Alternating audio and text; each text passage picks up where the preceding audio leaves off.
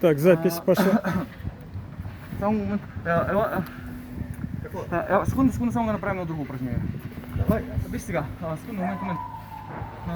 Сега, аз ще хвърля салама, искам да се го държиш на повод. Аз ще хвърля в салама и в момента на хвърлянето ще окажа много голям натиск на кучето. Идеята е кучето да види, че този, който хвърля салама, той е лош, той после оказва болка. С истински и реален натиск ще тръгне в момента на хвърлянето на салама. Ти ще му кажеш естествено командата, че е в момента на хвърляне. Тоест сега, отиди при кучето, да, команда рядом. Това си казва да направим.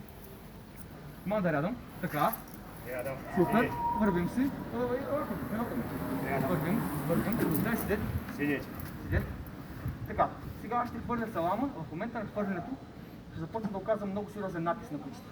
Ти естествено в момента на моето хвърляне ще подеш командата чужой. В момента на моето хвърляне. И ще окажа много голям натиск на кучето. Само да се приготвя. Чужой!